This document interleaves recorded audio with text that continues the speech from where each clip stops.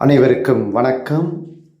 Library service examination 2026 August மாதம் 18ஆம் தேதி நடைபெற்றது. இந்த லைப்ரரி எக்ஸாமினேஷனில் கேள்வித்தாளை பற்றியான ஒரு ரிவ்யூ தான். அந்த கொஸ்டின் பேப்பர் எப்படி இருந்தது, கட் ஆஃப் எவ்வளவு வரும், ஸ்டேட் ரேங்க் எவ்வளவு இருக்கும் என்பதை பற்றி ஒரு சிறிய கணிப்பு தான் இந்த வீடியோ தொகுப்பானது. கொஸ்டின் பேப்பர் எப்படி இருந்தது என்று தேர்வர்களுடன் கேட்டவுடன் அவர்கள் நிறைய பேர் என்ன சொன்னாங்கன்னா, கஷ்டமாக இருந்துருச்சு, போன வருஷத்தை விட இந்த வருஷம் சிரமமாக இருந்ததாக தெரிவித்தார்கள். ஆனால் போன வருஷ கொஸ்டின் பேப்பரை விட இந்த வருஷம் சிரமமானது அல்ல என்பதுதான் என்னுடைய கருத்து. இந்த கொஸ்டின் பேப்பர் எப்படி அப்படின்னு கேட்டிங்கன்னா, பேசிக் கான்செப்ட்ஸ் நிறைய இருந்துருச்சு. நான் எப்போவுமே இதற்கு முன்பு இருந்த சென்ற வருடங்களிலெல்லாம் போட்ட வீடியோவில் நீங்கள் பார்த்துருப்பீங்க. ஒரு லைப்ரரி எக்ஸாமினேஷனுக்கு படிக்கும்பொழுது பேசிக்கான concepts, year, founders name, head quarters, abbreviations, இந்த மாதிரியான விஷயங்களை நாம் ப்ராமினன்ஸ் கொடுத்து இம்பார்ட்டன்ஸ் கொடுத்து நம்ம படிச்சுட்டு போகணுன்னு. ஆனால் இந்த வாட்டி இந்த மாதிரி பேசிக்கான இன்ஃபர்மேஷன்ஸ் தான் கேட்டிருந்தாங்க.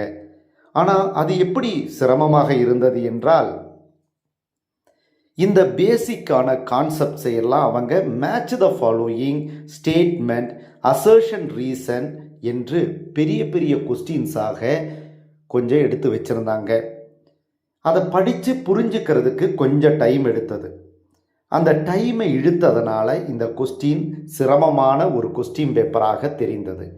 ஒரு 150 கொஸ்டின் வரைக்கும் யோசித்து எழுதுகிறவங்களுக்கு கடைசியில் இருக்கிற 50 கொஸ்டினை அவசரமாக எழுதக்கூடிய ஒரு நிலைமைக்கு தள்ளப்பட்டார்கள். உடனே அந்த டென்ஷனில் அவங்க என்ன ஃபீல் பண்ணாங்கன்னா, கொஸ்டின் பேப்பர் டஃப்பு என்பதை அவர்கள் சொல்ல ஆரம்பித்தாங்க. ஆனால் நீங்கள் அதே கொஸ்டின் பேப்பரை வீட்டில் நீங்கள் பொறுமையாக எடுத்து பாருங்கள். உங்களுக்கு தெரியும், நிறைய கேள்விகளுக்கான பதில் ஓரளவுக்கு படித்து உங்களுக்கு தெரிந்திருக்கும்.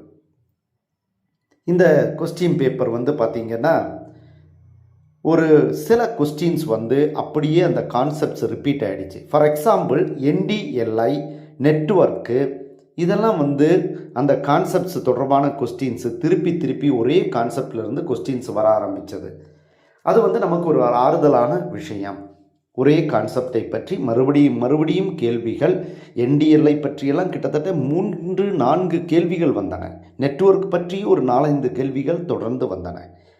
எனவே இந்த கேள்வித்தாளானது ஒரு சிரமமான கேள்வித்தாள் என்று நாம் சொல்ல இயலாது.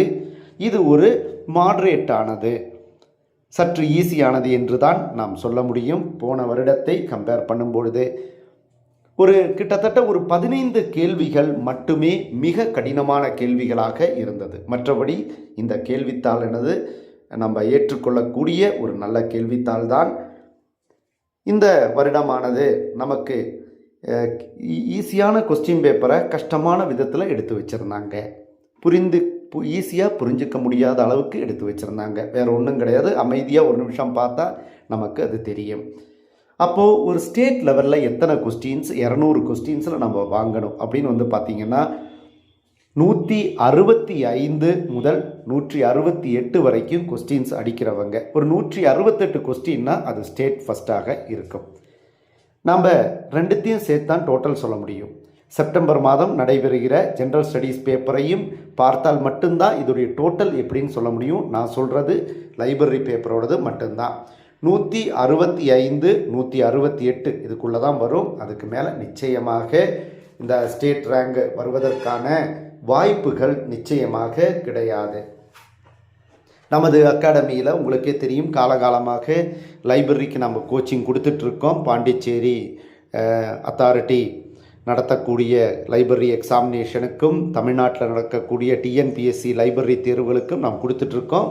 விருப்பம் உள்ளவர்கள் கஸ்டமர் கேரை தொடர்பு கொண்டு சேரலாம். வீக்லி டெஸ்ட், ஃபுல் டெஸ்ட், அதே போன்று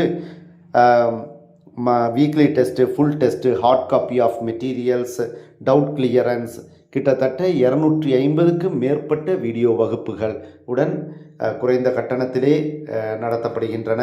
விருப்பமுள்ளவர்கள் சேர்ந்து பயனடையலாம். நான் இந்த ஆண்டு கடைசியாக வைத்த அந்த மாடல் டெஸ்ட்டில் இருந்து கூட பல கேள்விகள் இந்த தேர்வில் வந்திருக்கு. சில பேசிக்கான பல கேள்விகள் வந்திருக்கு என்பது நீங்கள் அறிவீர்கள். தேர்வர்கள் அனைவருக்கும் வாழ்த்துக்கள். அடுத்த ஜிஎஸ் பேப்பருக்கு நல்ல திடமாக ப்ரிப்பேர் பண்ணுங்கள். காலத்திற்கு தகுந்த மாதிரி கேள்விகளும் கேள்வித்தாள்களும் மாறிக்கொண்டே இருக்கும். தேர்வர்களுக்கு நன்றி, வாழ்த்துக்கள்.